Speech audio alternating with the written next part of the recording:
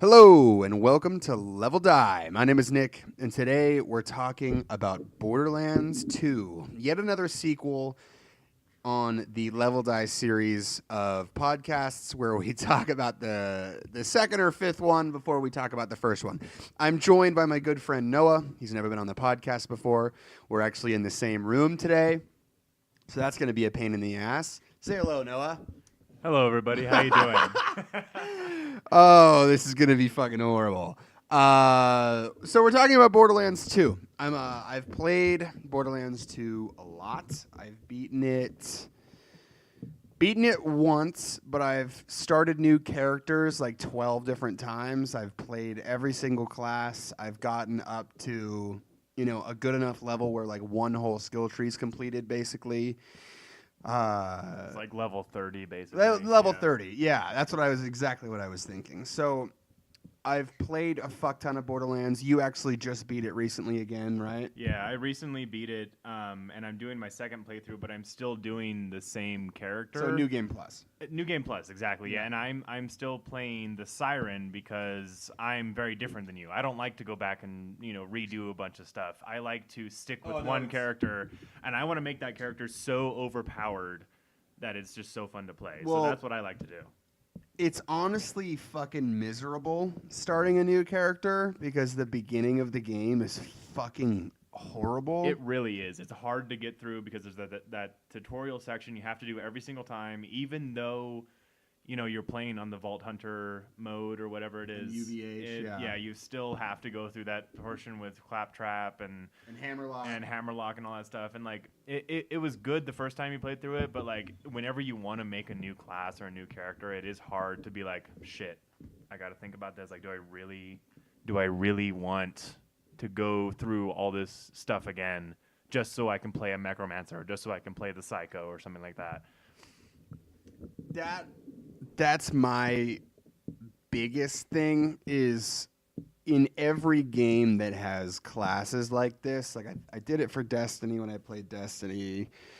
I obviously did it for Borderlands. I've done it for other games because it's just I like to play with the different powers and stuff. And one of the big lacking things for me in Borderlands, which from what I've seen of Borderlands 3, which why we're fucking doing this episode, Borderlands 3 got announced, but one of the things they're doing to sort of fix the whole each character has one power thing, they're doing each character has 3 powers, but I feel they're still sort of dropping the ball because you have to select a power and you still only get to use one power at a time.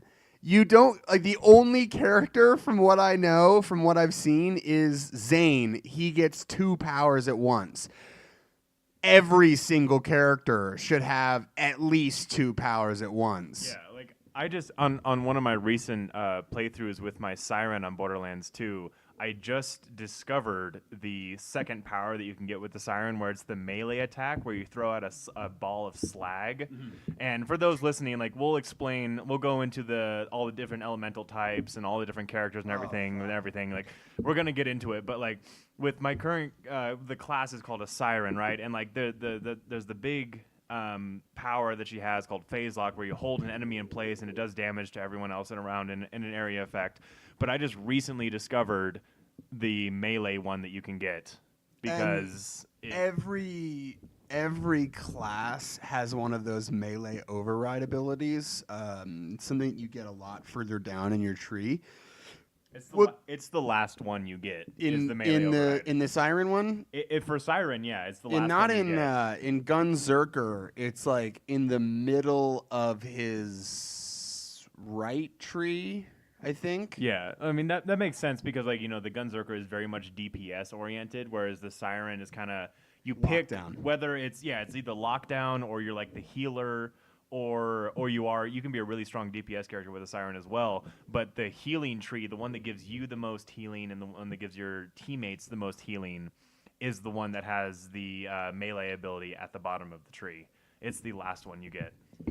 Fuck that. Dude, I fucking hate the healing tree.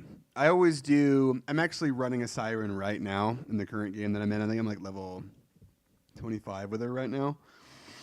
I'm doing the left tree, which gives her the turn. Instead of phase locking, it turns enemies on your side. So I'm doing that, which I've always loved that in video games where you can mind control an enemy. I'm actually playing Sekiro. That'll be an episode eventually. Yeah. On a side note, I hate mind controlling enemies. I just want to kill them. Like, I don't give a shit. Like, the Cataclysm tree for the Siren is my favorite because I just kill people so fast. That's the elemental one, right? Yep, that's the one where it adds slag, corrosive, and fire to your enemies and all this stuff, and like it makes it so easy to just run through It has the cloud mobs. ability too, right? Yep, the acid cloud. That one's fucking lit. They we'll- actually we'll had get to into the skill tree, nerf that ability in one of the last updates for BL2. They nerfed that ability because it was the strongest ability in the game. Basically. But it's still really good, even with the update. Like, it's still a very OP, and it's not even one of the last ones you get. It's a mid tier. It's like 3 down. Yeah, it's 3 down. You only have to be level 20 to get it, if I'm correct. Something like that. Yeah, because so that was also Might one of even the be 15. I don't know. Well, 'Cause you have to it's reach. five- No, you have to it's reach 5 per level level. 5, and you have to Yeah. reach level 5 until you Right. get your first ability. So you You're be right. level 20. So it is about level 20. Yeah. So that was actually one of the big things that bothered me with Borderlands. Also, and they quote in quotes fixed it in the pre-sequel, where you got your ability at level 3.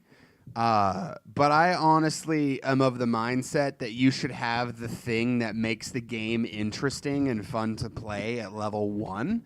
So that's always another thing that's bothered me about Borderlands, and I feel that with Borderlands 3, they have the opportunity to change that, but from what I've seen, they need to be at least level 3 before they get to pick their first tree and ability. So that sucks, but I always want, and again, I always wanted the game to be sort of like other ARPGs, which is an action RPG, which is like Diablo or that fucking Path of Exile or the really good one that I can't remember the name of that you pay to play, which is fucking Grim Dawn. Grim Dawn, bitch. It's called Grim Dawn.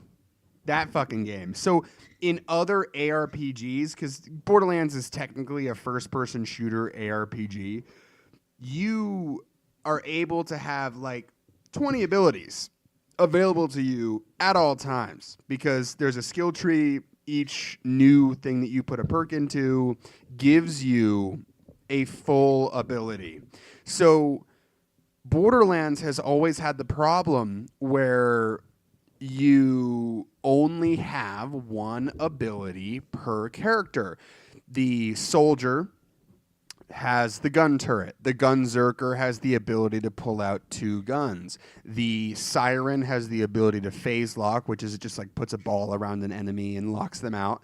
And there's a 4th one. Oh, Zero. He can fucking turn invisible and drop a clone.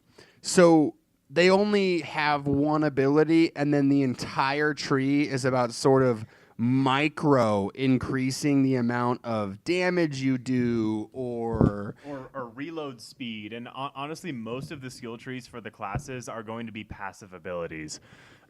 So like for the Siren, for example, like there's one skill tree that you can upgrade 5 times, like one single skill. I can't remember the name of it, but all it does is increase your reload speed and your gun damage, but like 1% each time.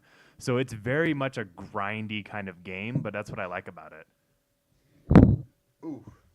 Ooh, whoopsie. I'm going to cut that out. Looking at it. Holy shit. That was something that was hyper flawed with Borderlands, where even when you level up, you're not seeing a drastic change in your character because the things that are happening are percentage increases on reload speed, movement speed, shield regen, gun damage. And these things, they're good numbers-wise, sure, but for the overall minute-to-minute gameplay, it doesn't give you what you're looking for. Yeah, like you don't have a noticeable increase in the reload speed until you completely max out that one skill to like the full 10% or whatever Which it is. takes fucking 5 levels. So you have to waste, like, that's like 3 hours of gameplay if you're later in the game. It really is, yeah. Like it definitely it puts you back in a sense, but it also it for me anyways, because I still love the game. Like for those listening, like I might be trashing on it or whatever. Like I also do. Don't put me under the wheels. yeah, no, I know, but the game is really good and I really enjoy it. But there's a lot of things to nitpick about it, especially involving the skill tree. But I feel like we're kind of diving into it without really introducing the game. So do you want to? Off. Okay. Fuck you. Fuck you. All right. Fine. We'll stop talking about all the good shit. Let's start from the very beginning. In 1996, 2K Studios was created. And there was a man named No, I'm just kidding. I'm not going to do that. We're good. Okay, yeah, that's a little bit too in depth. Like, we're not talking about the history of 2K here. We're talking about the history of Borderlands. So,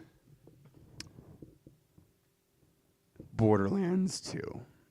The game opens not as good as Borderlands 1. Yeah, it opens with a cutscene, a big long cutscene that you have to sit through. long.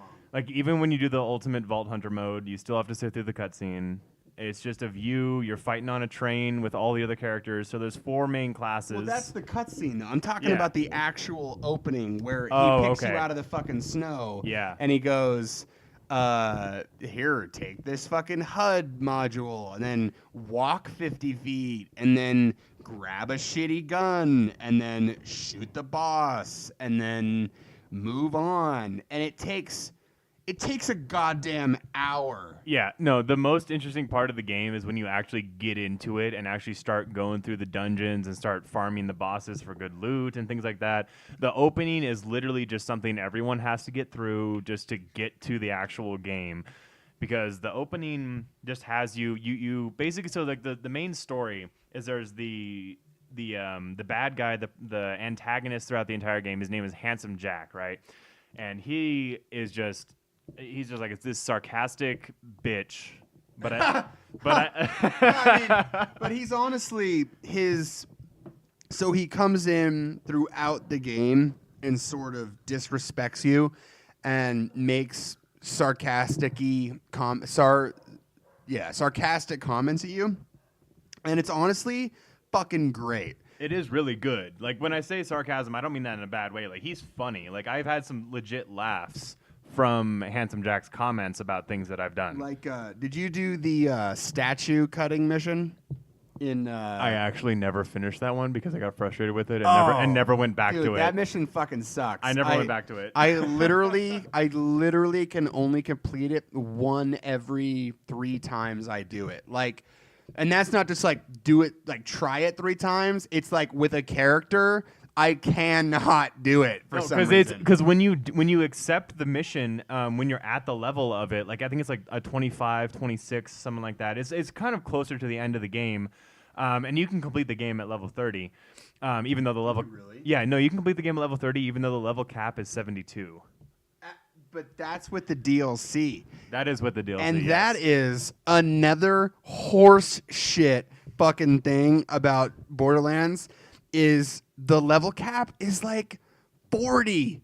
And then they up it with fucking paid content to give you like 5 more levels that you have to sink into bullshit that doesn't matter. So I've always found an issue with that. The level cap should be 100. Just make it a fucking clean 1-0. Exactly, yeah, because like 72 is just such a weird number. Or make it 50, which is a nice number, And but that's what it was for a while. right, but make the skill tree matter to the point where every time. So I'm going to use Grim Dawn as an example, and Noah, you've never played it, but it's one of my favorite ARPGs, which is sort of like those loot, kill, do missions games. Like Destiny, Borderlands. Yeah, so all those that games, stuff, Destiny and Borderlands took the formula of top-down Diablo, Grim Dawn, like ARPGs on PC, and they said, well, what if we gave people guns and made it first person? It's a fucking sweet system. Like it really is. Like it's a good system. So, but with those games, I wouldn't say like Diablo 2, yes, but Diablo 3, fuck Diablo 3. But with Grim Dawn, every time you level up, you're basically getting a new power. Yeah. So that means that's like one of the things I really liked about like World of Warcraft, right? Every time you leveled up, you got a new spell. You got something else you can try out. Or like a punching move if you're like a warrior or something, right? Yeah, it was always something new. But with Borderlands, it was always just something slightly increased. Yes. And you don't see the effects of it until you increase it 4 or 5 more times. Right. And that was always the big issue. Because I always felt like leveling up is supposed to be like, oh, thank God I leveled up. I get to fucking get something cool. I'm into it. But with Borderlands, it's always just, oh, well, I need to get a skill that's 15 fucking levels away. So I'm just going to stick a point into something that I don't give a shit about so that I can slowly, in a week, get to the one thing that I want. And I feel that's a huge flaw that I hope Borderlands 3, because I heard them say actually in the video that I watched, because I've been watching all of the pre-release stuff, they said that they're trying to make the skill tree more involved, and I'm hoping what that means is major, because I know they're still doing just the one ability per tree and one ability at a time, basically, but I think that what they're doing is they're going to make the things that you purchase do major changes to your ability now. And I really hope that, because like, you know, if you're running through a dungeon and you just killed a boss and you just leveled up, it's not as exciting as other games, because you're just like, oh, I'll just go into my skill tree, put a point in real quick, and you just go back to the game. Yeah. It's not a decision. It's just, oh, okay. It's work. It's just, oh, okay. I have a slight increase to my reload speed or my movement speed or whatever it is. And like it adds up over time. It makes a significant difference as you level up, but you really have to work for it. Like you have to level up in order to see those changes happen. And that's not something that I like. I think you should see let's just take Skyrim. As much as I hate talking about that fucking game. Skyrim is a great game. Oh, God damn it. Shut the fuck up. Skyrim's a great game. I already talked about it on the RPG episode that I did, that I killed a bunch of hours on it. So I can say okay, we can talk about Skyrim in a future episode if you want to. Perfect. So with Skyrim, which I'm using Skyrim because it's sort of like a modern day example of what RPGs are. Everybody's played Skyrim, even if you're a gamer or not. You've heard of it. Right. So if you level up, you are picking a brand new thing on one of your skill trees. So say you're like, I want to be a blacksmith, and you're putting a bunch of your level up points into blacksmithing. When you level up, you're going to be able to put a skill point into something on the blacksmithing tree that's going to allow you to create a whole new set of weapons and armor and equipment. And that is literally a huge noticeable change that makes leveling up worth it.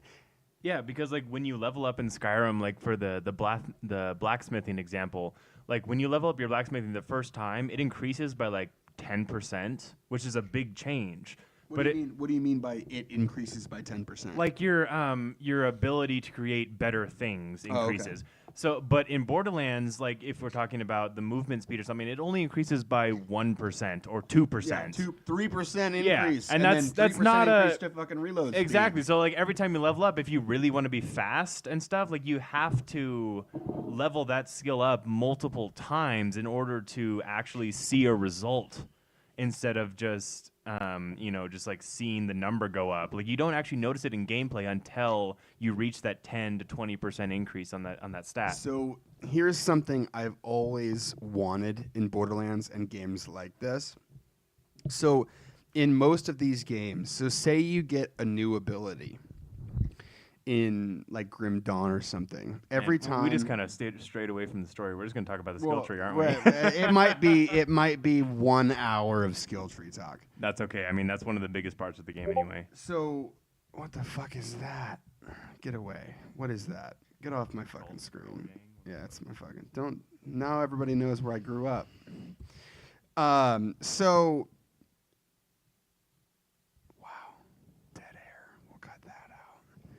So one of the big things that I always wanted to see in these games. So the way that the skill tree in Borderlands works is there are, let's say, 7 different tiers. Tier 1 to tier 7. I think I'm close enough. It's either 6 or 7.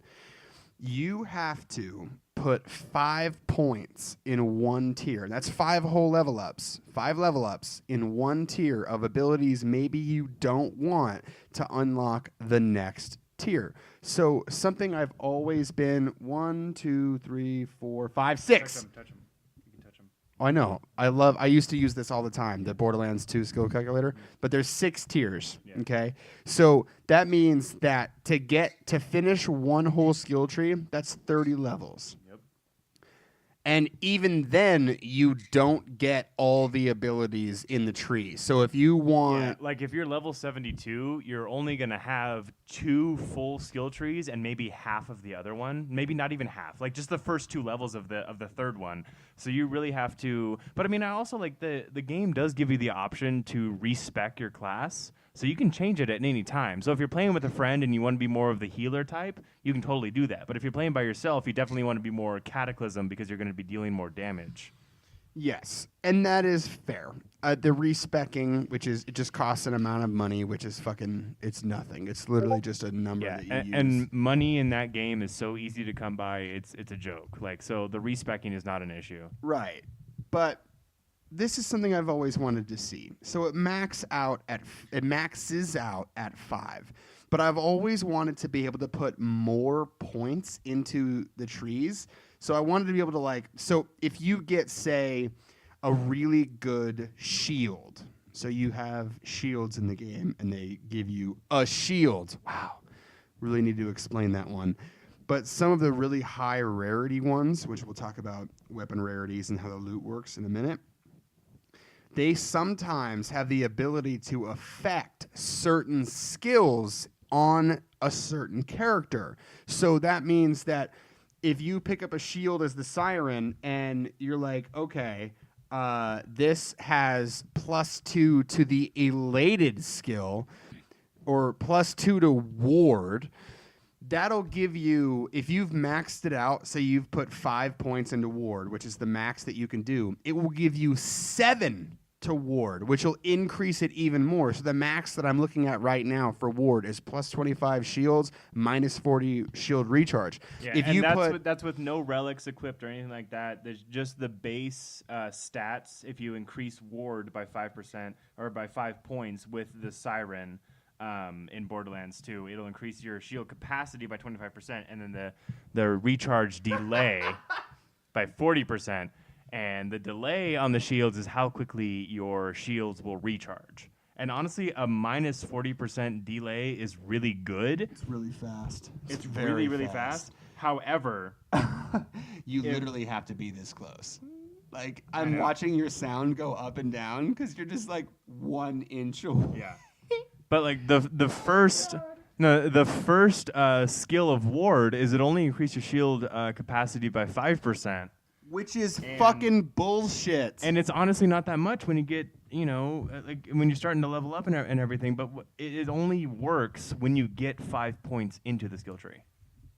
So what I've always wanted to see in games like this is the ability to overpower abilities. So what if I only want to focus on ward? Like, I don't give a fuck about the next set of skills, and I don't give a fuck about the other skill on that tier.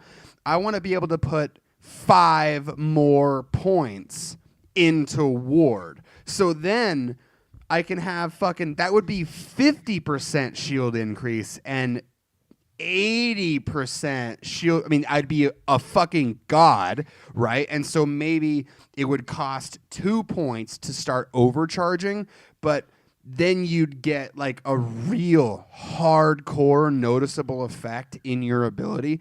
And it's always something I've wanted to see Borderlands do. So they either need to increase the amount of percentages that they're giving me in the base, or they should allow me to overload abilities and give me a higher skill percentage, and then on top of that, allow certain class mods and shields to also affect it. So you've got like 12 points on ward, and your shit is just retarded. I mean, it is just so strong that you're just never dying and shit. Because it's a single player game.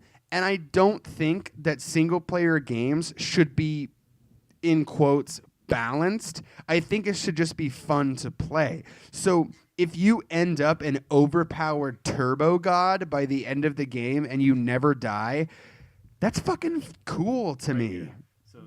Oh, you're going to show us Cloud Kill, which is just like one of the single purchase abilities. You go ahead and read that. And then we should probably talk about something else because it's been 25 minutes of us talking about the skill tree. We can come back in a minute, but you go ahead and it's one of the strongest abilities. But you go ahead and tell us what Cloud Kill is. Okay, so basically one of the strongest abilities in Borderlands 2, if you're playing as a Siren, is in the... As any class... Come here. As any class, Cloud Kill is one of the strongest abilities in the game. You're right, yeah. So, but as the Siren, it's a tier 3 in your Cataclysm thing, and you need to be at least a level 48 in order to spec that one completely, as well as your motion one. So Cloud Kill is the tier 3. You have to spend at least 10 points in the previous ones above it to get it. And what Cloud Kill does is shooting an enemy creates a lingering acid cloud, which lasts for 5 seconds, dealing consistent corrosive damage to enemies who touch it. Only one acid cloud can be active at a time. However, that acid cloud scales with your level and does stupid damage because acid is the best elemental damage in the entire game. Yeah, corrosive is the best. Because acid or corrosive, whatever you call it, it is the best damage in the game because the only thing it doesn't affect is shields. And honestly, like you can whittle down a shield pretty quickly, and as soon as you get that acid damage on the person, it's done. Like they're done. You can shoot, like for example, I was just recently playing and I shot a guy once with my revolver, and I didn't even have to shoot him again because the Cloud Kill just whittled him away and he just died. I only had to put one bullet into him, and it activated the Cloud Kill. So, but the thing is, with that, give me this. The thing is, though, is it takes 5 levels to get your first ability, and then it takes at least, well, at most, 10 more levels to get that ability. So that's halfway through the game. Yeah, and that's only if you only spec into Cataclysm, because which if you're not going to. Yeah, because in the beginning of the game, you're gonna want that shield recharge and the shield delay that you get from the motion category, and you might want the critical hit damage or the melee damage from the harmony. The harmony skill tree and like all this stuff, and like there's also the one called Sweet Release. Because whenever you phase lock an enemy with the Siren, you automatically get healed by the phase lock. Oh, I always. Wait, how far down is that? It's right there, Sweet Release. Oh yeah, no, that is First one. I always fully spec that. 15% per orb. Yeah, no, I always. That's my first 5 levels. Boop, boop, boop, boop, boop, Yeah, so and like, then, so for the beginning of the game, you know, like the first few levels, you're gonna want those healing ones because you know you're not gonna be as beefed up as you are gonna be later, and so it's harder to get the more damage dealing ones at later levels. And again, this is why the skill tree is highly flawed. So let's stop it there. It's flawed. It's been a half hour. Let's move on to the story. So the story, I actually don't like the story of Borderlands 2. I don't. I'm a big fan. It's very much run of the mill. You Well, know, no, there's an no. antagonist. Well, you have no, to stop here's- what they're doing. Well, that's what I don't like. With Borderlands 1, which is the one that I really dig, it's about a dude, you pick a character, and then you all you're doing, your whole goal is to try and unlock this sort of super secret vault. And the vault is this thing in the universe of Borderlands, which is supposed to hold like tons of loot and all this cool shit, and it's supposed to make you super rich and shit. Well, every vault is different. So like it can hold riches, it can hold epic loot, or in the context of Borderlands 2, it releases this thing called the Warrior, which whoever releases it supposedly can control it, and is one of the like best monsters in the universe. And like if you control the Warrior, you basically control the universe because it's the most powerful thing ever. Fucking lame. So with Borderlands 1, it was about like getting a bunch of loot and shit. And I was into that because you're basically a treasure hunter and you're out for your own ends. A vault hunter. I'm just saying you're basically a treasure hunter. So I liked that flow. And then when Borderlands 2 came out, it was all about sort of being a hero. And I never really gave a fuck enough about any of the characters, anything to want to be a hero. So I never really associated with the game in that way.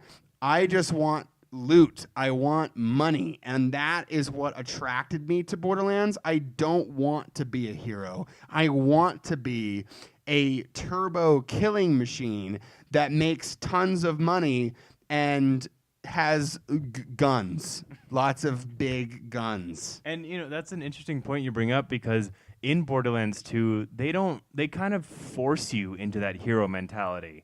Like you're a vault hunter who came to this planet to try and find treasure, and then you're just kind of thrust into this person calls you over their cell phone or whatever. It's like, hey, you got to help us, and you're like, exactly. That's what I'm saying. Like I have no choice because I'm a player in a video game, and like I can't do anything else, so I'm kind of forced to be the hero in the situation. And that is why I have an issue with the story of Borderlands 2 because I don't care. Like, the characters are not likable enough to want to save or help them. Except for Torg. Torg is great. He's a fucking cuck boy he's funny. pre-sequel. He's funny. No. He makes me funny. Watch. Have you played pre-sequel? I've only played Borderlands 2. Exactly. He becomes a fucking cuck boy in Borderlands pre-sequel. He's like, oh, fucking, you gotta respect women and, don't kiss a girl unless she gives you consent. It's fucking bullshit. That's a huge difference in Borderlands 2 because there's a DLC called the Torg DLC, and this guy is just the most macho man you have ever met. He likes explosions, he likes guns, he likes death. And He's a fucking lady boy.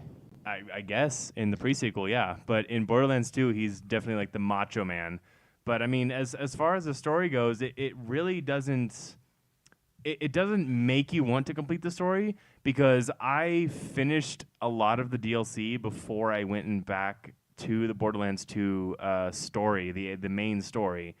I finished the DLC before I went back to the main story because it was just boring. Like, it didn't make me want to do it. Like, yeah, I wanted to kill Handsome Jack, and like, yeah, I wanted to kill the warrior, but honestly, mostly I wanted to do that because I knew there was going to be really good loot at the end. So, let's talk about the loot then. So, one of the things that makes this game so special and why people like it is that it has loot. Also, it's randomized loot. It's not guaranteed. Right. So when you kill an enemy, there's a potential for them to turn into sort of like an item shower when you kill them, and a bunch of shit can drop out of them. Or they can drop $5. It doesn't matter. Like, it's completely random. It's fucking bullshit. I think Neo, which is a third-person action game, I would say, in the vein of Dark Souls. A lot of people were comparing it to Dark Souls when it was first coming out because it has a sort of similar gameplay style, but it's definitely more in tune with like Ninja Gaiden because it's made by the team that made Ninja Gaiden. I think they made Ninja Gaiden. I'm pretty sure it was those guys. Yeah, fucking correct me in the comments. Hey, but in Neo, dude, you kill an enemy and they will literally explode into 100 items, and you will sit by their body for 5 minutes trying to sort through like, fuck, dude, like this sword has lightning damage and not fire damage, and the it's like pretty fucking sick, but the stat increases are very little. So maybe I'll pick it up, maybe I won't. And that is one of the big things in Borderlands 2 is, right? So you've got an SMG. That's what you're rocking, right? Because your character has some skills for SMGs. And also, just for context, your character is once you progress far enough in the story, you're allowed to equip 4 guns at one time. So you can have the SMG or anything else, but honestly, the SMGs are some of the best shit in the game. So, yeah. Yeah. No, I just wanted to provide context. No, so say you're like, oh, I'm gonna use SMGs. So me, whenever I'm playing with other people, we all kind of select a gun that we kind of want to use. You know, I got a friend who likes using snipers, so he is sort of the sniper guy. And it also depends on the class you choose, because if you choose, that's what I was saying. Yeah, if you choose 0, he's sniper. He has an entire tree dedicated to snipers. Yeah, and he is the sniper class. Right. So, or the melee class. So that is something that was always big for me, was I would pick a set of guns that I would like to use. And typically I'm like a shotgun guy. I like shotguns a lot. So I would be the dude who uses shotguns. So say you're using a shotgun, you kill an enemy. The enemy has a chance to drop maybe a weapon. And if that weapon is a shotgun, you're going to run up to him, you're going to look at that shotgun, and you're going to compare its stats to your current shotgun. And you're going to go, okay, so it shoots faster, it's got more ammo, and it's more accurate, but it does less damage, and it has no elemental damage compared to the one I'm currently using. So it's like, okay, you know what? For the next hour, I'm going to use this shotgun because it's got more accuracy, more reload speed, and more fire rate or whatever, but it doesn't have the element. So you pick up the new one, you use it, and then seriously, like within 20 minutes, they're going to drop like 50 new shotguns for you to look at. But you know, it's all about like, okay, so you build your character. Like, do I want to use elements? Which we'll talk about. Let's talk about them right now. So there's a handful of elements. I wanted to touch on the guns real quick. Sure. So what about the guns? Well, just one of the big things is like you never want to get too attached to a certain gun, because you're always going to find something better like 2 or 3 quests later. Or literally 5 minutes later. Or literally 5 minutes. Yeah, Like, that happened to seriously. me just the other day. Like I went through the Tiny Tina DLC, which is the Dungeons and Dragons themed one for Borderlands. And at the end of it, there's this one boss that you can kill, and he has a chance to drop this epic shotgun called Sledge. No. Slut gun? No. Does it shoot whores? Jesus Christ, no. It's called Sledge's shotgun or something like that. It's Sledge something. But so I used that for a while, but honestly, like 20 minutes later, I found a better shotgun. And even though this one was like an epic shotgun, it was supposed to be really good, I found a better shotgun like 20 minutes later.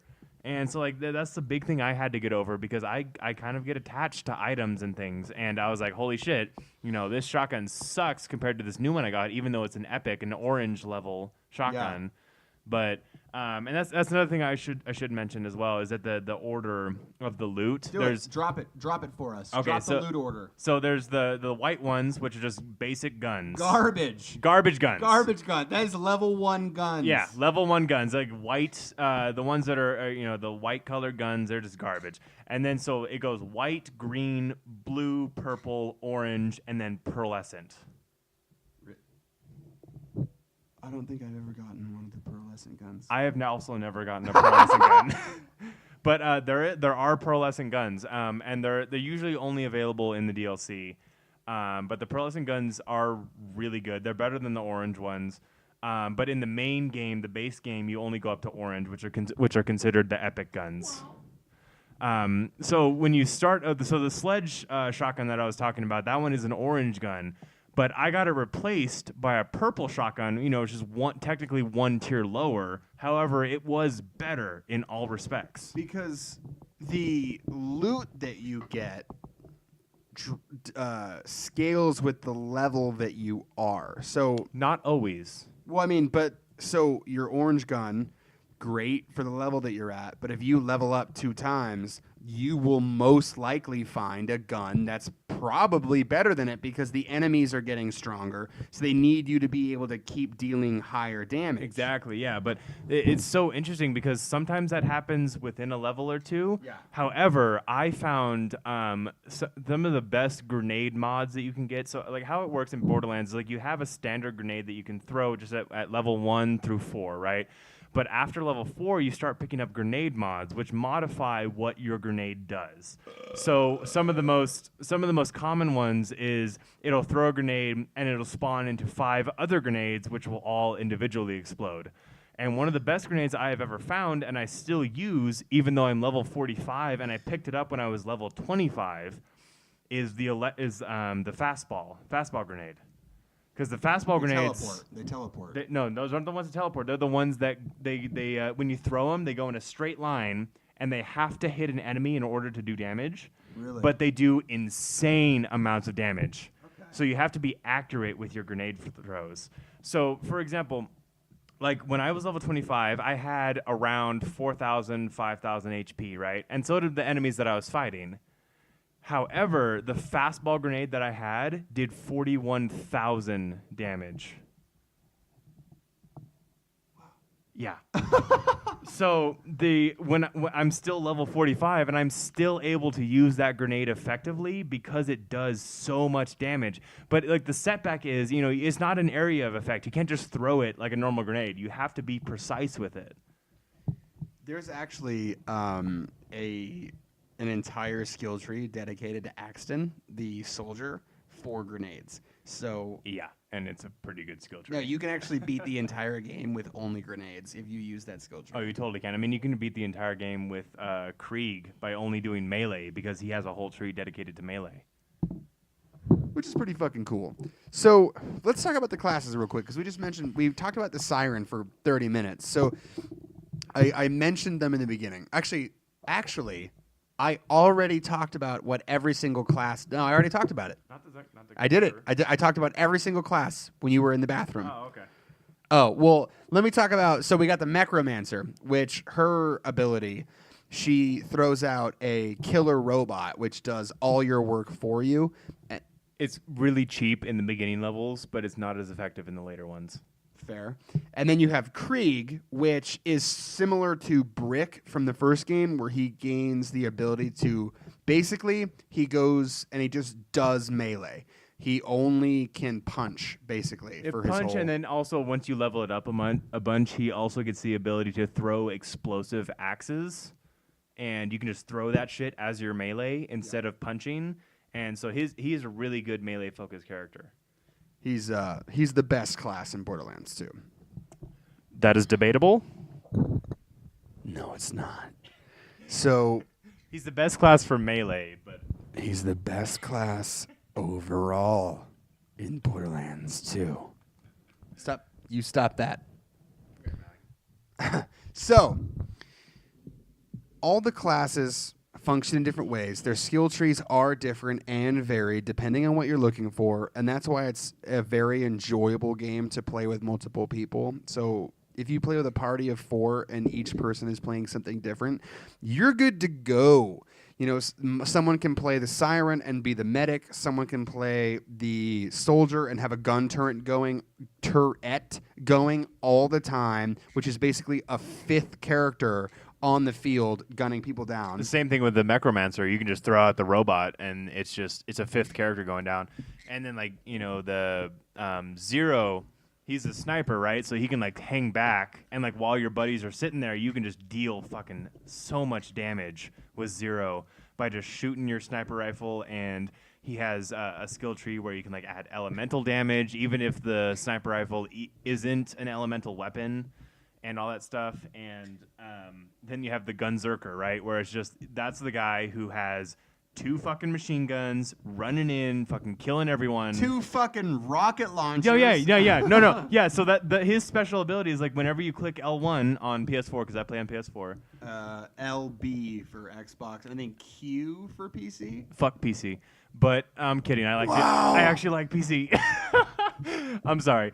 But so the Zurcher, you can literally pull out and you can dual wield any 2 weapons. Oh my god, Any. That is honestly,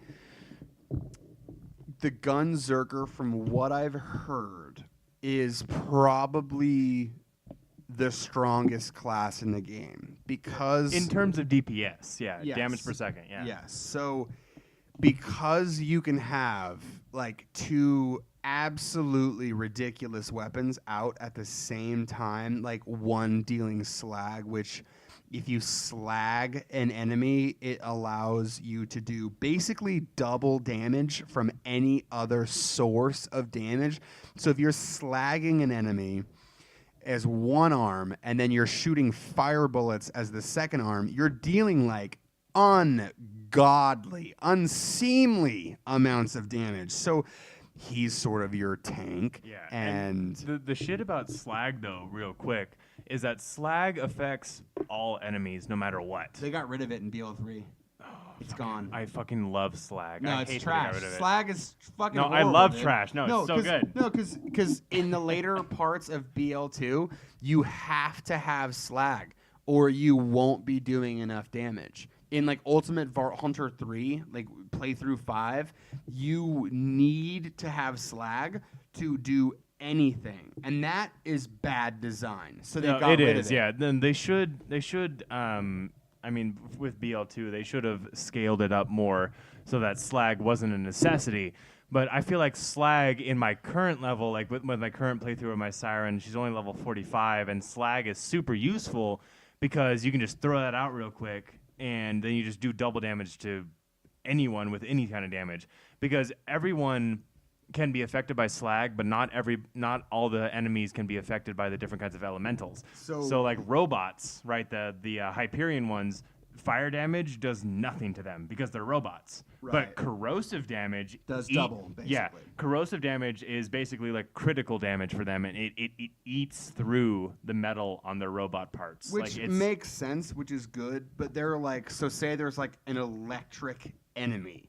You cannot use electricity on it, and it's gonna have a shield. So that means that you have to it resists it hella hard. Yeah. Right. So that means you have to like cut the shield down with normal bullets, which takes fucking days. Yeah. And then you can start dealing damage. But if you're using, so say if you're like, I want to do electric for the whole game. I want to be fucking who's that superhero that rode around on that trash can? Static Shock. Static Shock. I've never heard of this person before. Fuck off. Okay. Static Shock. Okay. So say if you wanted to do a Static Shock playthrough, you're fucked because not every enemy in the game is going to be weak to electricity. Ooh, that was brutal. Yeah, but however, when you fight enemies with shields and you do electric damage, it does like double damage to the shields. And then, so like one strategy I've seen a lot of people do is that they'll keep an electric weapon on them at all times. And if someone has a shield, they'll use the electric weapon to take down a shield, and they'll switch to another weapon, like a fire or a corrosive, depending on what the enemy type is. And then they'll switch to that other weapon, and then they'll do damage to their normal health. So like anything that, just imagine anything that's flesh, right? So humans or animals, anything like that is weak to fire damage because it just burns And corrosive. them. And corrosive, yeah. But like robots are especially weak to corrosive. Mm-hmm. But honestly, I think corrosive is the best damage in the game. It is. If I can get any element on a gun, if I have to pick, I will pick corrosive every fucking time. But yeah, because it damages the two main types of enemies you face in the game, which is either robots or flesh-based enemies. Mostly being like humans or animals or things like that, and corrosive still does a lot of damage. Even though fire does more, corrosive is better in the long run because if you keep a really good corrosive weapon on you, you can deal damage to most enemies in the game without having to worry about it. Yeah. So that was always something that bothered me too, is I feel like the elements were too relied on. Like, it almost makes it that if you have a gun that just shoots bullets, it's basically not worth it to have it in your inventory. That's where the Jacobs weapons come into play. Because the Jacobs revolvers are some of the best pistols in the game. Oh, they're some of the best guns in the game. Yeah, for sure. Simply because for example, I got a level 30. Also for people who are listening who don't know the game, there's different brands of weapons. There's different manufacturers of weapons in the game. And one of them is Jacobs, which makes very much like Old West style, like, just like Rifles and pistols. rifles and pistols and shotguns. That's what they make. They also make snipers, but it's basically just rifle with a scope. But they're very high damage, but they have no elementals. They are not an elemental weapon company, but they're very high damage, and they're just like, basic bullet, kinetic damage, whatever you want to call it.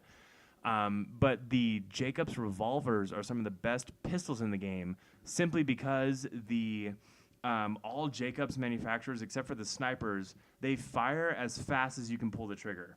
So whether you're on PS4, Xbox, or PC, the faster you click the fire button, the faster you will fire. It does not matter what the fire rate is of that gun. It is simply as fast as you can push the trigger.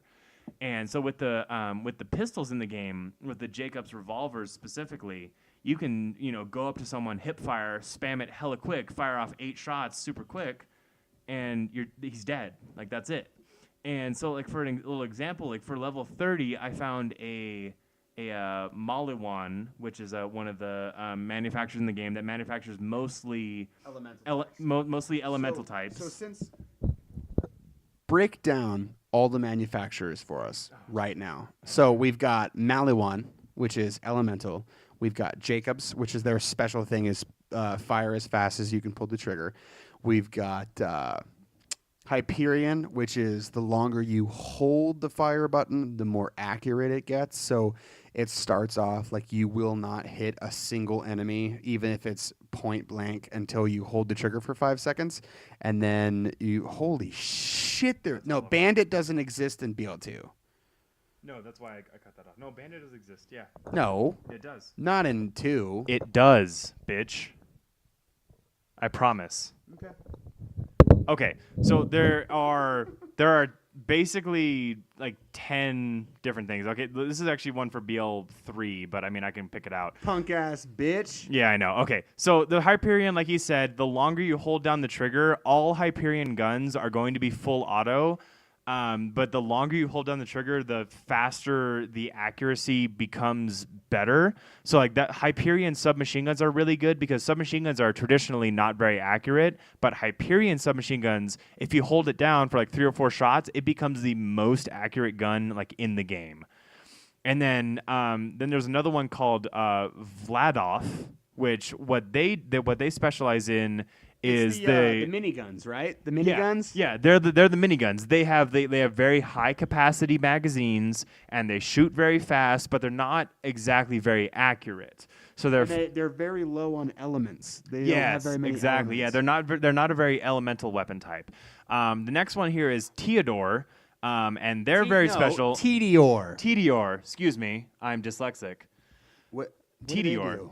So Tedior, what they do is they're pretty much standard weapons. Yeah. However, they have the fastest reload speed. Oh shit. Because when you reload it, it doesn't matter what level of bullets you have in your magazine left. You will throw the gun, it will explode, and then the gun reappears in your hand. If the gun reappears in your hand and it's fully reloaded. And that's it. So it has the fastest reload time of any gun. And Theodore weapons do have a chance to have elemental damage and things like that. But the main thing is they have the fastest reload speed of anything. And they make everything. They make the shotguns. They make submachine guns. They make pistols. They make assault rifles. Like, yeah. So there's this Tedior shotgun I'm using right now where so what happens is Tedior weapons, you throw them, and they typically explode like a grenade, doing damage based on how much ammo you have left in the magazine, right?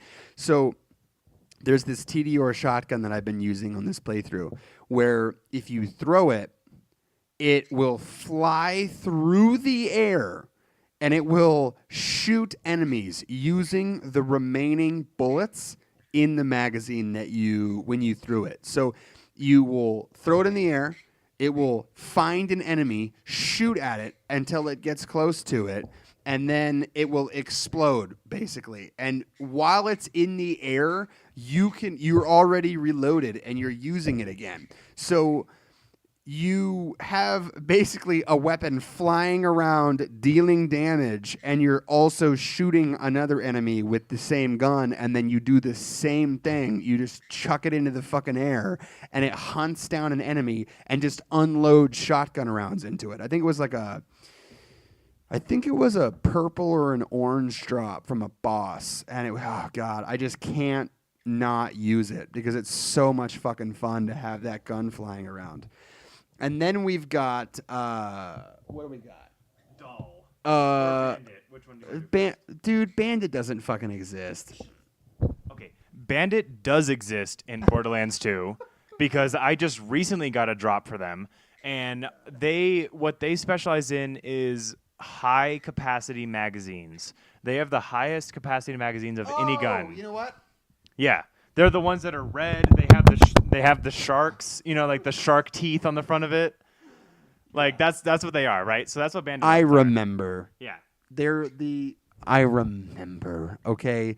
They have the twin magazine pistols. They have the LMGs. Yeah, the twin magazine SMGs where you have to reload both sides. Yeah. Yes. But that's the thing about them. Like they have a high capacity magazine. That's like the thing literally double or triple what you're used to from a normal SMG. Yeah, so you have to reload a lot less, but the damage and the fire rate is all fairly normal. Okay. It's fairly standard, yeah. And the reload speed is ridiculous. It takes so long because you have to reload both. Unless you spec into reload speed, and then you can do it hella quick.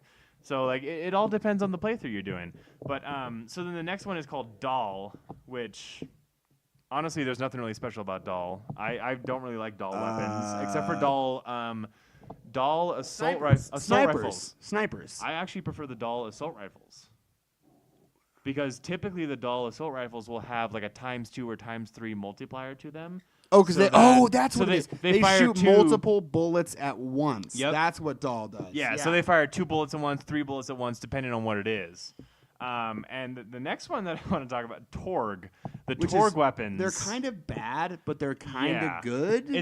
Their Torg weapons are very high damage because every single Torg weapon that you pick up will always be explosive damage. It will never change. It is always explosive. However, the bullet speed at which the bullet travels is extremely slow. Yeah. Because they're rockets. It's basically like shooting a bunch of mini rockets out of a pistol. Exactly, yeah. But yeah, so you can have a pistol, you can have an assault rifle, but it's gonna shoot like mini rockets that are gonna fire slower than an actual bullet. And so the cool thing about explosive damage is it deals basically base extra damage to anything in the game. Yeah, you will do nothing is resistant to explosive damage, I think, except some of the bosses. That seems real. But so like if you have like a 50 damage pistol and it's a Torg, it'll probably do an additional 25 damage when it explodes on the enemy. So you'll be doing like 50 on the hit, 25 on the explosion, and that is what Torg does. But you have to fucking lead your shots because the bullet flight is so slow. It's that slow, yeah. The bullet flight on Torg weapons is so slow to the point where I only use them never. I use them as shotties. Torg shotties. Even then, I don't really like Torg shotties. I don't like Torg that much anyway. Like, I don't know. It's not my thing. I will only use it if I find like a really good one and I need to kill this one boss or something. And like, that boss is, weak to explosive damage, I'll use it. But in my normal playthroughs, I will never use Torg weapons because I think they're trash. I don't like them. With the exception of rocket launchers. Torg rocket launchers are the best. Because they're literally like explosives. 6 rockets. Yeah, 6 rockets. because it doesn't matter how slow a rocket launcher travels, really. Like, as long as it gets there. It's a fucking rocket launcher. I think that's it in terms of weapon manufacturers. We didn't really go into Iridian. Iridian's like laser beams. Yeah. Energy weapons. That's all shields. Anshin only does shields. Yeah, there's one more category with Ashen and Pangolin. But they manufacture shields. And some of the previous ones that we mentioned also manufacture shields. However, Ashen also produced some of the best shields. So what? So I think there's like turtle shields. Is that pangolin? Yes, Yeah. turtle shields, yeah, but turtle shields, what they do is they're extremely high capacity for shields. However, they lower your maximum health.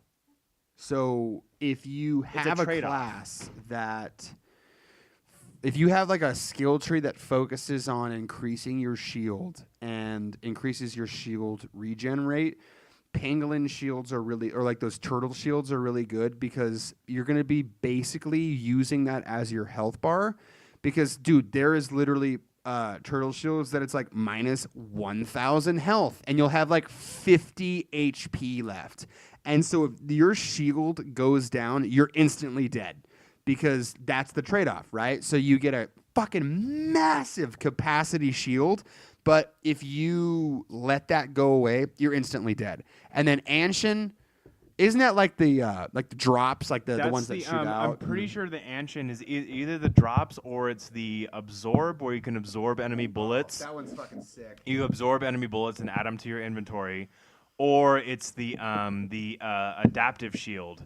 So an adaptive shield is some of the best shields in the game because Love adaptive shields. yeah, whenever you take a certain type of elemental damage, that the shield that you're wearing, if you have an adaptive shield, it will automatically transition its resistance to that element. So say you're fighting in the Caustic Caverns, which is a place in Borderlands 2, and it's very much focused on acid and corrosive damage. If you have a shield like that, then whenever you take acid damage, you will automatically resist it and take significantly less damage from acid damage specifically. So it's very useful in certain situations. However, I still think the best shields are the absorb ones because it basically makes you invincible. And gives you bullets. So nothing wrong with that. It refills your ammo. Yeah, because whenever you absorb bullets from enemies, those bullets are added to your inventory. So, like, if you're shooting a bunch of people with SMGs and they all have SMGs, and whenever they shoot you, you absorb some of those bullets, and you're just like, they're fueling your rampage by just giving you ammo to kill them. So pretty sweet. So there's different weapons that you can use. There's different shields that you can use. There's class mods. So class mods is probably one of the biggest things in Borderlands in terms of how you want to build your character. So picking up a class mod. So say you pick up one for the soldier. It'll give you it'll give you some reload speed. It'll give you some gun damage. It'll give you, whatever. But then it also might have a chance, if it's a higher rarity, it'll have a chance to affect a certain skill in your tree. And we talked about this earlier. But when those things happen, like when you get one of those, it'll say if you're maxed at 5, it'll give you +2 even to your 5. So you'll have an even larger increase to gun damage and reload speed.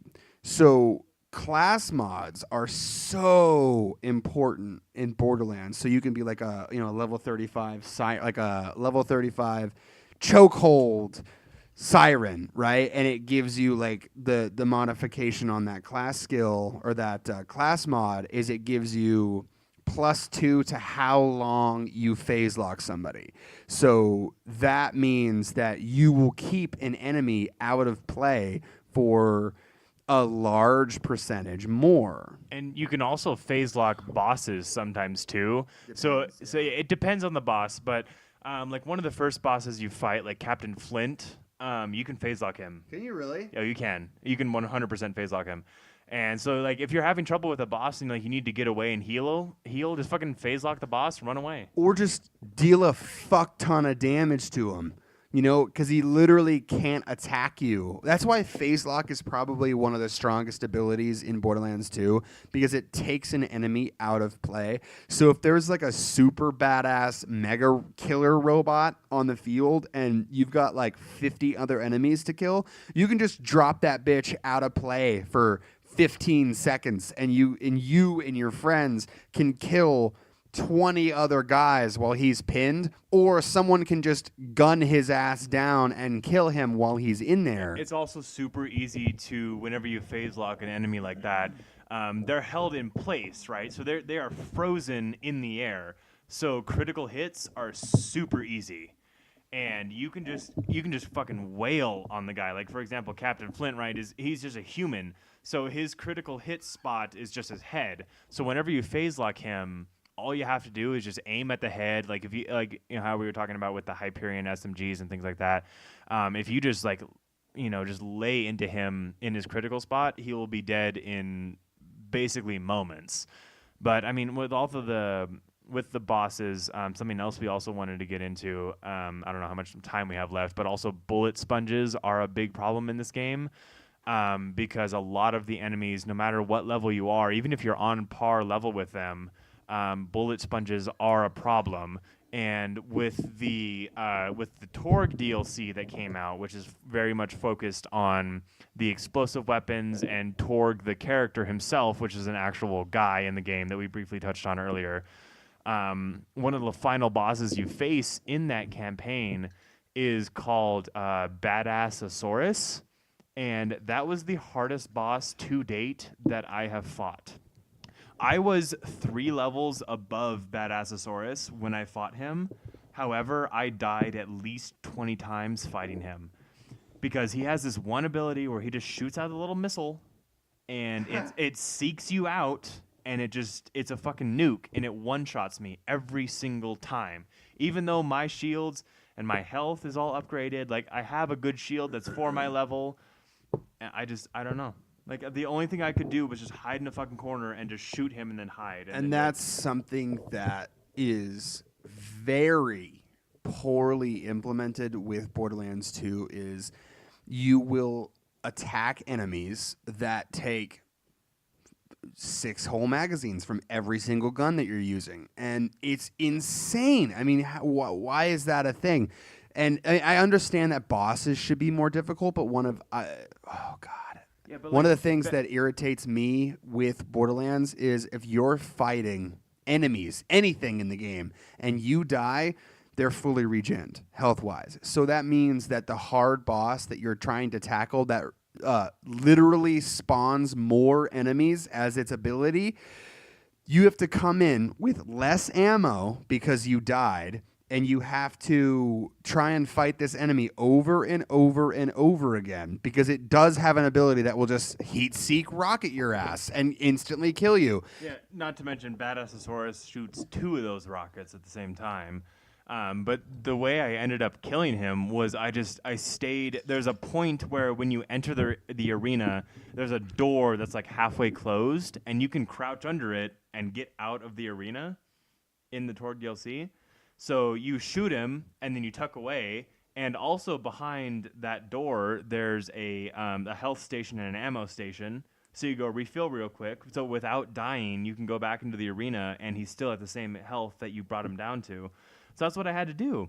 I would peek out. I'd empty a clip of my SMG. He would hit me once. I'd be almost dead. I'd go back and heal, come back, shoot him again, go back and heal, come back. And I basically had to cheat the system because I didn't know any other way to do it. But the most annoying part is after I killed Badassosaurus, you fight the number 1 guy on the list or whatever from the Torg DLC. His name's Piston. I literally stood on top of a barricade and just shot him in the head until he was dead, and he was the easiest fight I ever had. And that boss fight happens immediately after Badassosaurus. And I was just blown away by the fact that something so fucking hard was followed by a fight that was so fucking easy. There was no consistency in that. And what you were saying with the sort of hiding, peeking, shooting, refilling, that is a constant throughout the entire game where there will be one little special spot where the enemy's attacks can't hit you, and you just sit there. You sit there for 5 minutes, and you use all your ammo, and you kill it, and then it's not satisfying because you want tactility. You want moving around. You want action. Even fucking cover-based shooters like Gears of War or Vanquish or fucking the Wanted video game. You are fighting enemies and you'll get into cover and you'll hide for a little bit, but it's for like a second, and then you move and then you attack, because what they're doing is they move and they try and attack you while you're in cover. But with these certain enemies, it's just they have an ability, they use it, they have a cycle, which is how obviously AI works. But you will find this sweet spot. It's like, oh, he can't hurt me here, so I'm just going to sit here for 10 minutes and I'm going to shoot him. And that is not satisfying gameplay. That is not a good... I tell you what, it was fucking satisfying when I killed Badassosaurus, Well, though. yeah, but wouldn't it have been better if you were jumping around the map, shooting him, dodging the rockets? I was really trying, but I feel like the map design with Badassosaurus was really bad, too. Because it was literally just like, imagine like a gladiator-style arena where it's just sand, right? There's no cover, there's no buildings you can jump in and out of and like, make it interesting. It's literally just sand. And Badassosaurus is literally this giant robot that is, 40 times your size. And so like you can never escape him while you're in the arena. So like at my current level and with the equipment that I had, the only way that I could kill him was by standing outside the arena where he thought I didn't exist, and I could just shoot him from in there. Wowzers. So...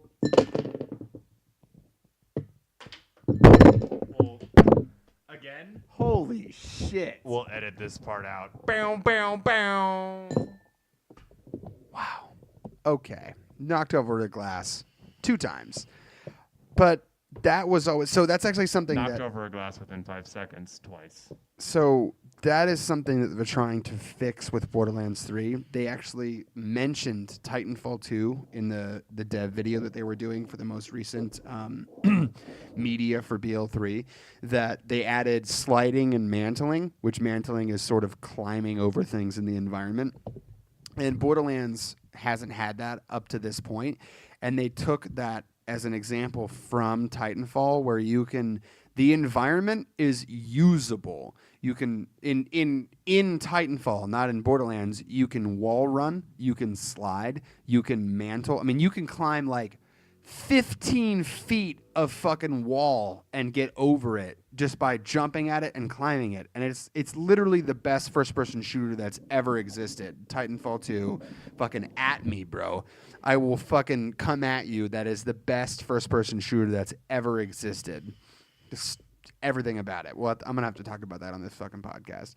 But they started giving you that because I think they noticed that, dude, there are certain parts in Borderlands where you aren't able to do anything but sit behind a wall and shoot an enemy for 5 minutes.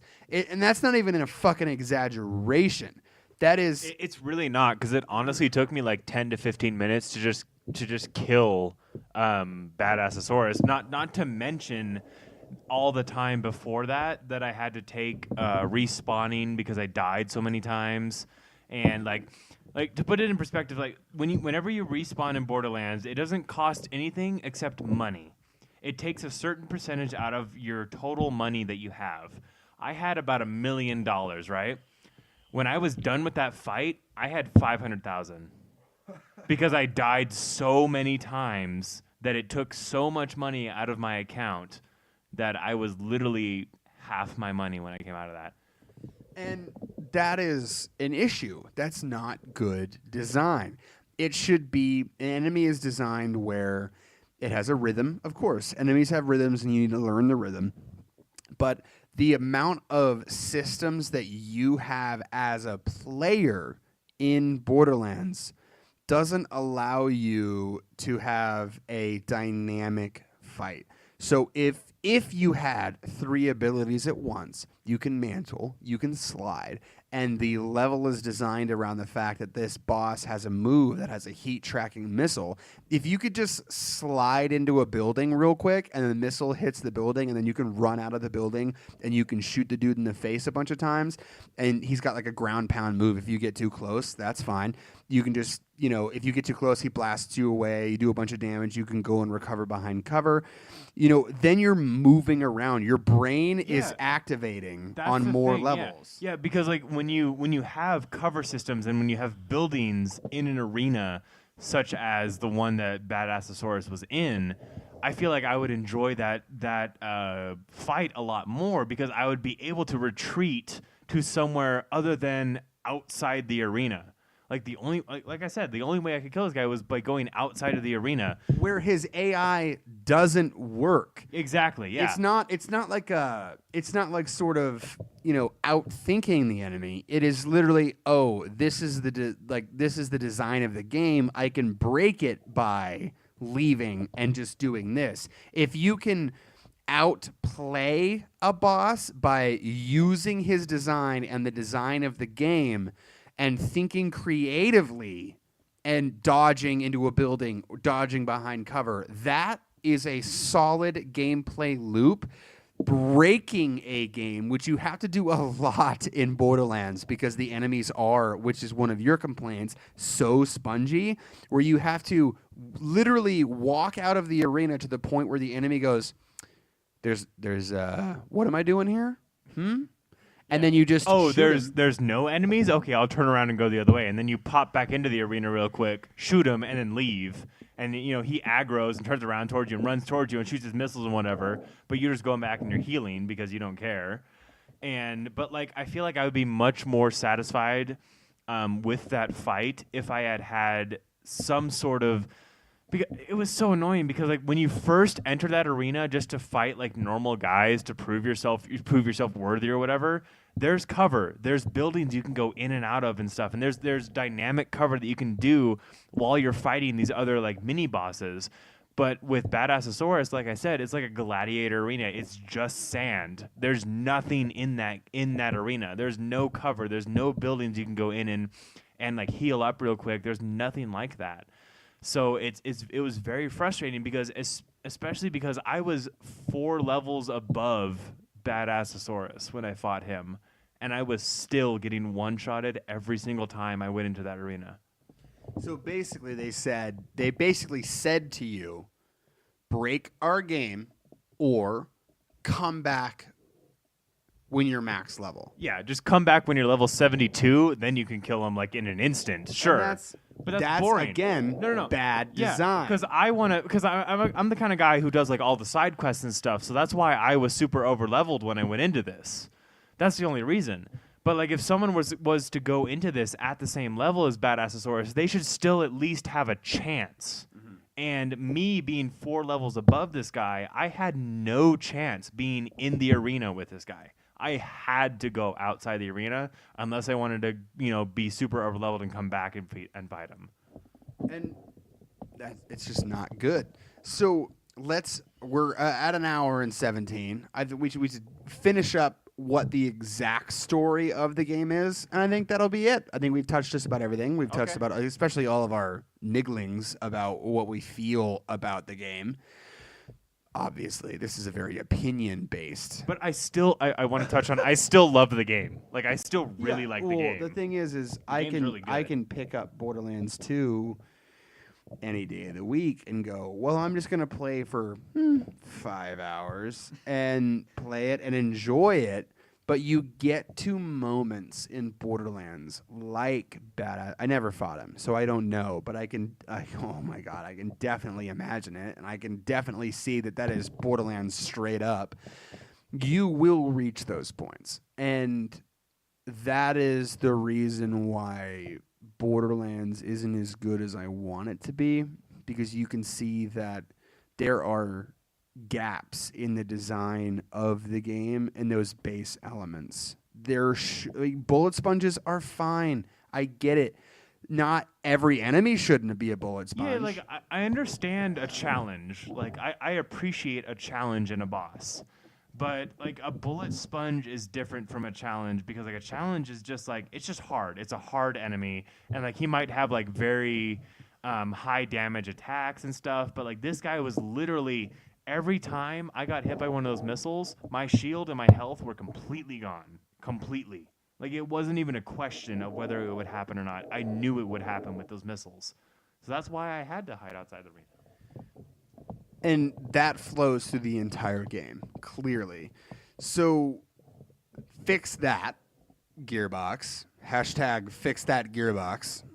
Let's make that not trending on Twitter because nobody watches this.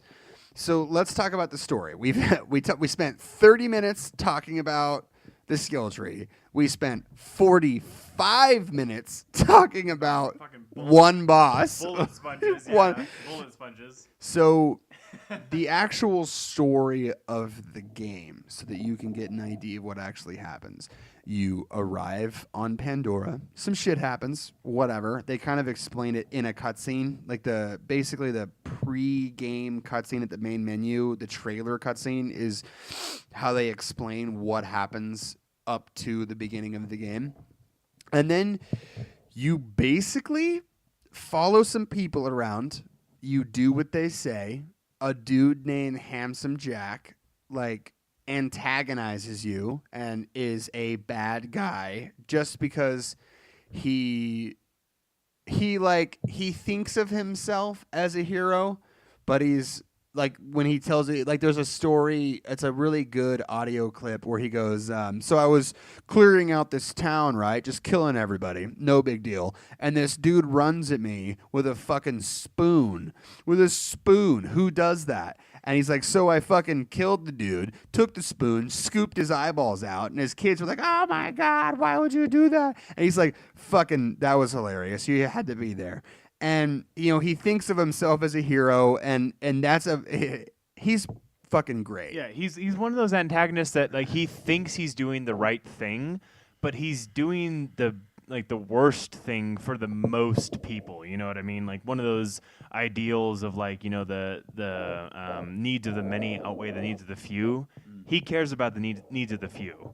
He cares about himself and what he believes in, and his company. So he's the head of Hyperion. Yeah, how we mentioned the Hyperion weapons and stuff, how they manufacture weapons. He's the CEO of that company, basically. And his goal on Pandora, which is the planet that Borderlands takes place on, is to open up a vault, which we spoke about, which they can hold different things. And in Borderlands 2, it holds a dragon called the Warrior, and he wants to control that to sort of gain domination over the galaxy, which sounds pretty fucking evil.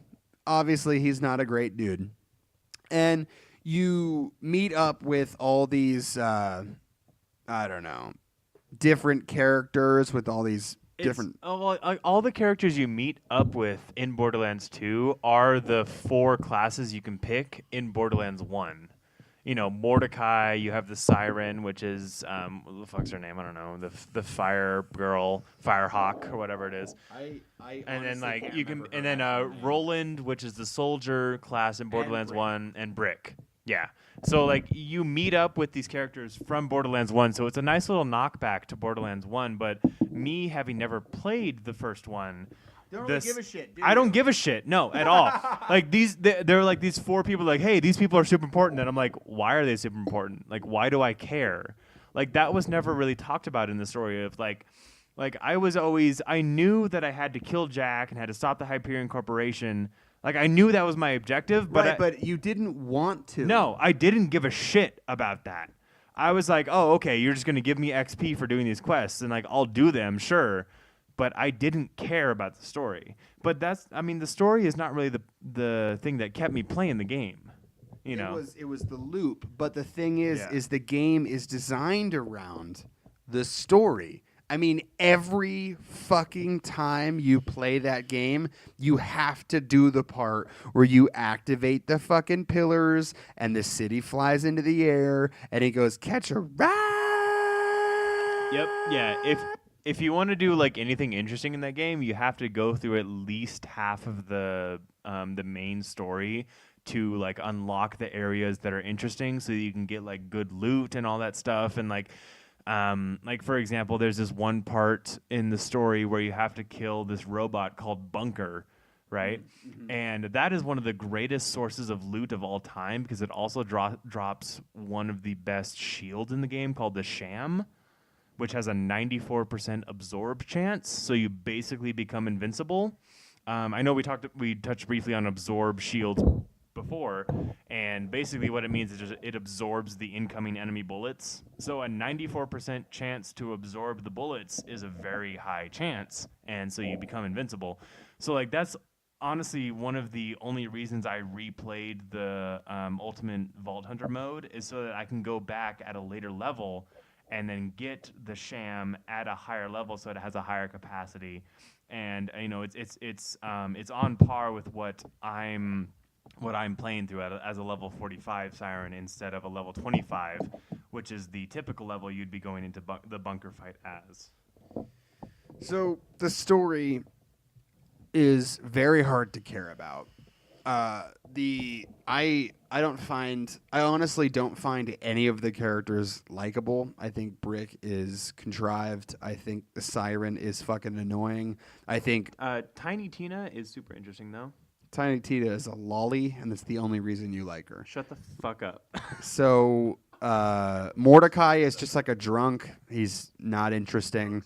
And Roland, I'm glad he died. So I honestly I didn't give a shit throughout the entire fucking story about any of these people. And it was just... Except for Moxie. She's fucking trash. Moxie's great. She gives you good weapons if you tip her right. Garbage. So the story is really important to Borderlands 2. Like in Borderlands 1, the story didn't matter because it was all about you going for loot. And you can go into that because you don't give a shit about any of these people. It's a means to an end to get the vault. In Borderlands 2, they say, hey, you're the hero. Hey, listen. Hey, listen. You're the hero.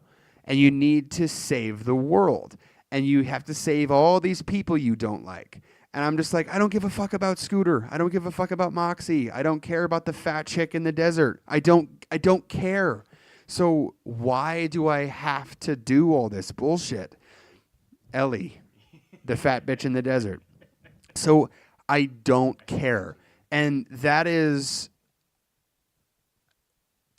it's just the story. I guess some people probably like it. Sure. I mean, of course, someone out there with bad taste is going to like it, but I don't. And it's bad. And you should feel that it's bad because my taste is better than yours. Okay, I mean, like, come on, it's also cut me off? It's all subjective. But I mean, like, no, but like, it's objectively bad.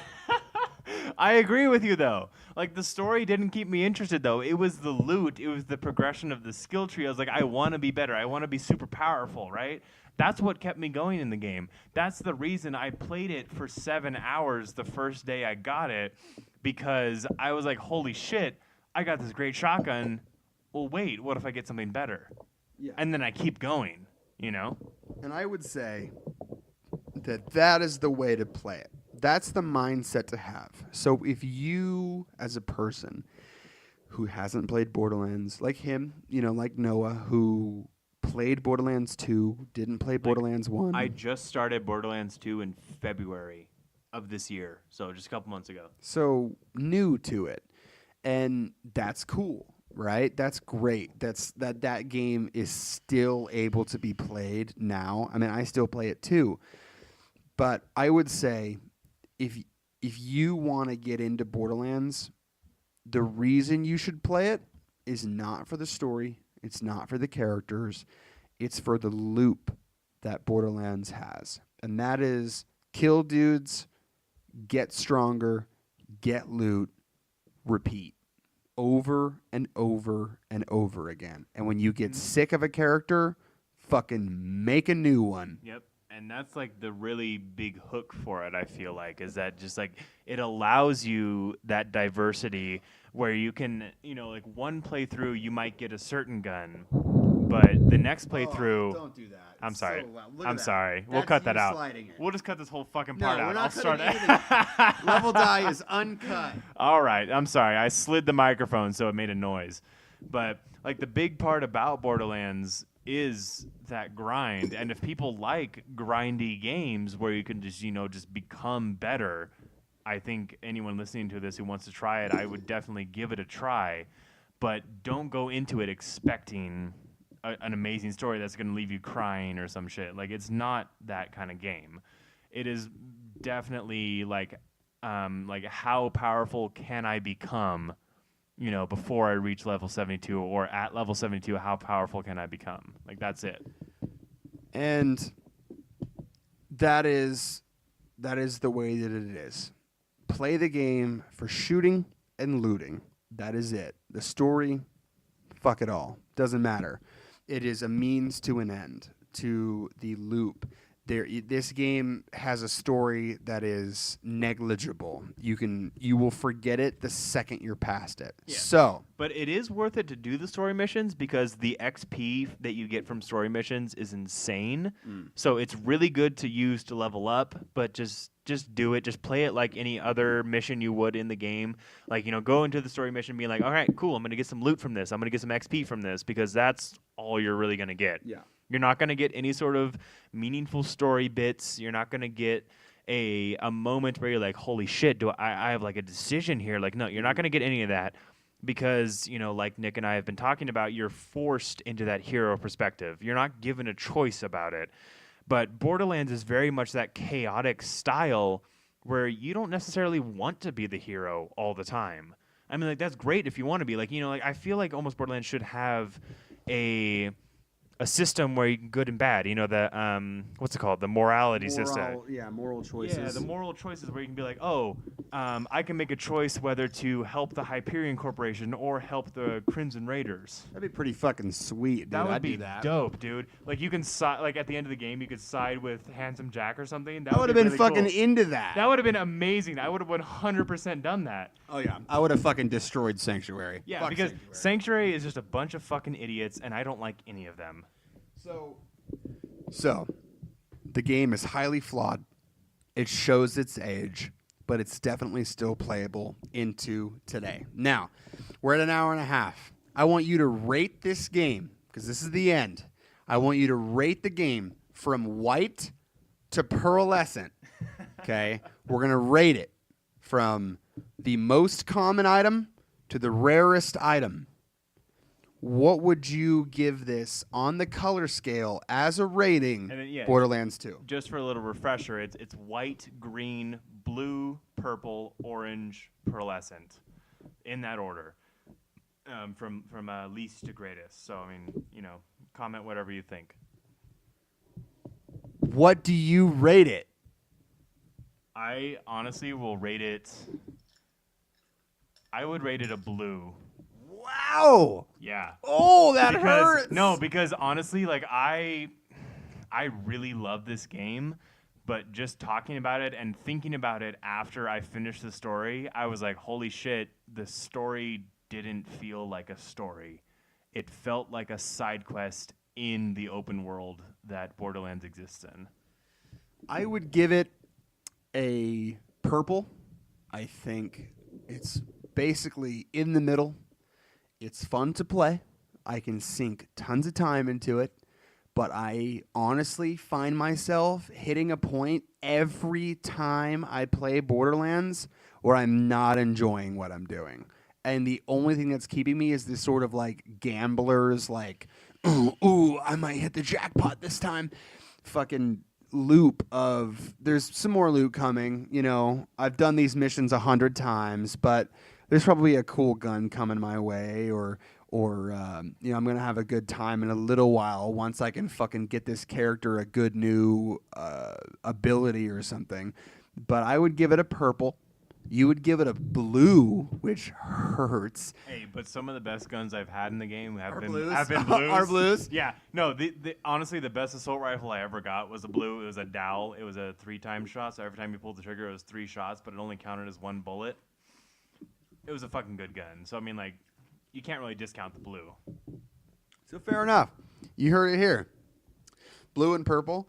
So that's kind of like a... Yeah, it's like a 60% on Rotten Tomatoes, I would say. So not bad. Still having rated it a blue, it's still one of my favorite games of all time. Like, seriously. It has given me so much enjoyment and so much fun out of this game. even though it's just the grindy aspect. Like I like that though. So I mean that is very subjective because I like the grindy aspect. I like leveling up.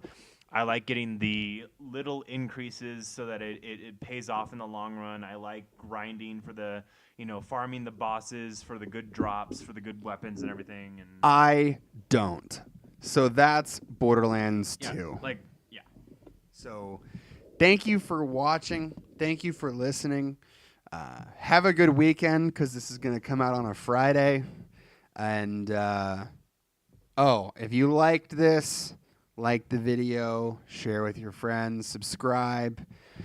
It's all bullshit. And simply be despair. Thanks for watching. Appreciate you.